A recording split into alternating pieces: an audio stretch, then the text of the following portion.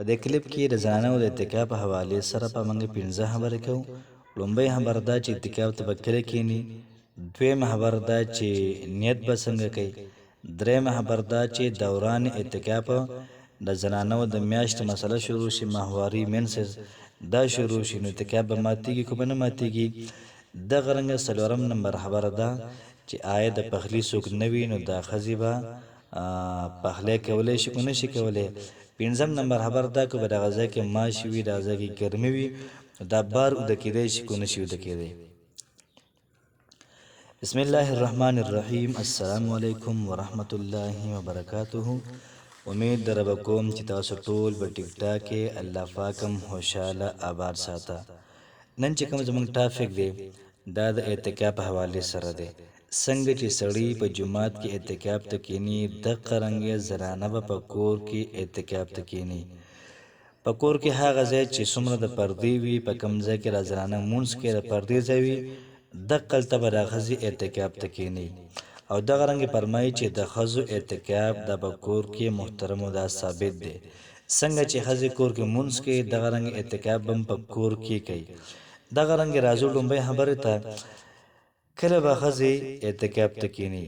نو کله چې 20 روژې برابر شي، په 20مه روژه د مازدیګر د مانځه نه بعد او د ماښام د مانځه نه مخکې دوی به اعتکاف ته کیني. نو چې کله اعتکاف ته کیناستلې، نو نیت به داسې وکړي چې د رمضان المبارک د اخري عشرې د اعتکاف نیت دا کومه. دغه رنګې که دوی ته څه قضای حاجت را پیښیږي، مطلب دا چې باتروم ته ورځي، بالکل تللی شي. دغه رنګې د خوراک د راغېستو څوک نه وي، نو خوراک هم ځان له راوړلی شي. دغه رنګې ځان لپاره اوبه هم راوړلی شي. که نور څوک وي نو دا کارونه به بیا په خپله دا نه کوي. په کوم ځای کې اعتکاف ته ناستې وي، دغه ځای کې به د قرآن مجید تلاوت کوي، دغلته کې به نوافل هم کوي، دغلته کې به صلات تسبیح مونځ هم کوي، دغه ځای کې به صلات الحاجت مونځ هم کوي، او دغه ځای نه بار کېږي نه. دغه رنګې په دغه ځای کې به نورو جنکۍ رابلي نه، ګپ به نه سازئ، د ګپ ماحول دا به نه سازئ. دغه رنګې دریم نمبر خبر دا وه چې کله زنانه اعتکاف ته کیني او د دوی منسز دغه رنګې ماهواري حیض دا شروع شي، نو څه به کوي؟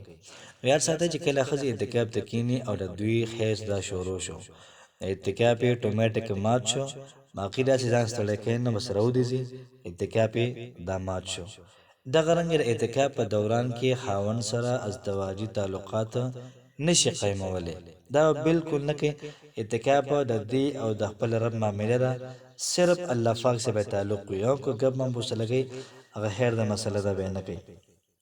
دغه رنګې د اعتکاف دپاره محترم نیت دا ولله شرط شو. دغه رنګې که چېرته یو کور داسې وي چې په هغې کې د پخلي نور څوک نه وي، دغه یوه ښځه وي یا نور څوک وي، هغه بیماره وي یا بل خوا تللی وي، نو بالکل ګیس ترې راوړي، د کوم ځای کې چې اعتکاف ته ناسته وي دغلته کې د پخلی وکړي او بار د هغوی له ورولېږي. دا محترمو دا کولی شي. دغه رنګې ورپسې اعتکاف ته چې هلکه کیني، دا مسلمان وي، دغه رنګې عقل او پکې وي، بالغه به وي، نابالغه لیوني به نه کیني. دغه رنګې حالت جنابت نه به دا پاک وي، او د حیض او د نفاس نه به محترمو دا مکمل دا به پاک وي. حیض ویله کېږي ماهواري کې هم بیماري ده، او نفاس ویله کېږي چې کله ماشوم پیدا شي او د هغې نه بعد چې کوم منسز دا شروع وي، دغې ته ویله کېږي. چې کومه ښځه اعتکاف ته کیني، نو د جنابت او دغه رنګې د حیض او د نفاس نه بالکل دا پاکوي. پنځم نمبر خبره ده که چېرته به دغه ځای کې تنګه شي، نو بار سملاستی شي، نورو ښځو ته خو نه شي سملاستی دی.